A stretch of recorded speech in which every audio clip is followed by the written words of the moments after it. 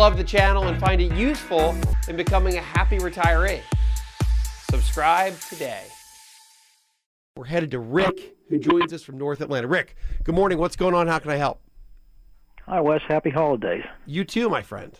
I wanted to ask your opinion on 2 mutual funds and 1 closed-end fund. Love it. Let's do it. The 2 mutual funds are Global Wellington and Global Wellesley from Vanguard. They're new funds. For a long time, you recommended 50% in Wellington and Wellesley. You haven't been doing that lately, I think, because there were some restrictions on Wellington. But these 2 new funds just came out a few months ago, and they have similar characteristics. So Wellington is 60% stocks, 40% bonds. Wellesley is 60% bonds, 40% stocks. The closed-end fund, I read your Barron's article, and you mentioned BHK, which is BlackRock Core Bond. In my readings, I came across a recommendation for BST, which is BlackRock Science and Technology, and this closed-end fund is 68% technology stocks, which don't yield much, if anything. Okay, it so also has other stocks, like in their top 10 stocks, they have Visa and MasterCard. So Rick, hang on one second. An income. Rick, let me ask you this: on the BlackRock closed-end fund, what was that second ticker symbol that you just said?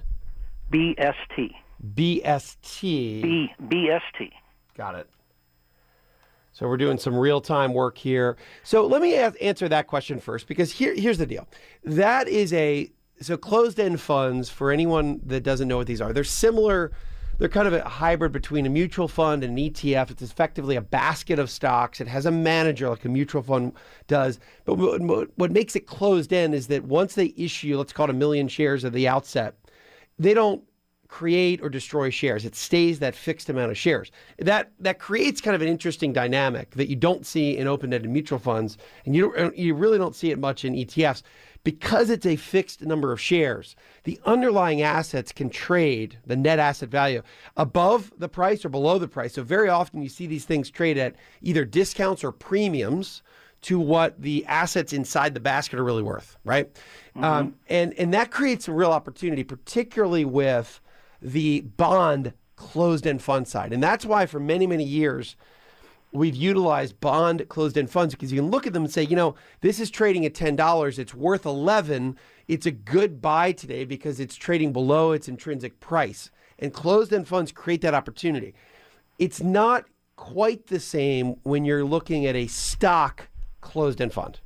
And that's what this is. So BST, this BlackRock Science and Technology, is a stock closed-end fund. And not that I have a huge problem with stock closed-end funds, but they don't create the same opportunity. They're kind of expensive when it comes to accessing equities.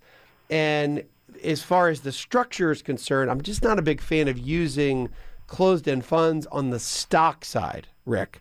Fine on the bond side, because I can really understand the distribution rates, how they're trading relative to what they're really worth. It's not as easy to do that, Rick, on the stock closed-end fund side. So just my own personal preference, that's not something I would look at. Now, number 2, let's go to Wellington. For many years, let's call it, go back 5, 6, 7 years before Wellington was closed to new investors, we talked about using Wellington and using Wellesley as a really nice kind of one-stop shop to have a balance between U.S. stocks and U.S. bonds and dividend-paying stocks. And that's why I've looked and liked these funds, because the way Wellington does it, it's similar to the way I typically invest. So I said, if you're an investor and you want just one mutual fund and you've got $50,000, take a look at Wellesley. Take a look at Wellington. They're kind of cousins within the Vanguard lineup. Unfortunately, for investors, they got so big, Rick, that they got closed, and you can't put new money in them.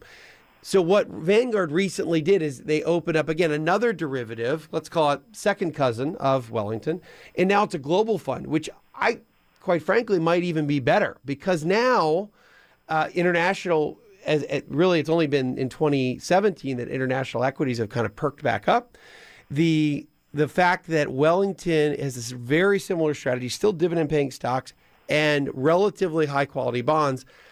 This new global Wellington, all it does is it opens you up to about 40% of the stock portion, which is 65% of the overall, to international. And you've got about 30% in Europe, or 25% in Europe, which I like, and then a little bit of exposure to the Asian markets. So I actually like this fund. I haven't bought it yet because it is fairly new.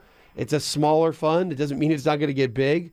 So from an overall asset allocation perspective and low cost, yes, I think that's a fund that I like. It's certainly a fund that you should do some research on. Consider Vanguard Wellington Global, we're talking about. Hi, I'm Wes Moss, and thanks for taking a minute to hear about what's so different about my new book, You Can Retire Sooner Than You Think. So unlike other retirement books, this book will give you a step-by-step guide, whether you're in your 20s or 30s or 40s or 50s, to learn from what these successful and happy retirees did to get there. I hope you enjoy the book, but more importantly, I know that it'll help you retire sooner than you think.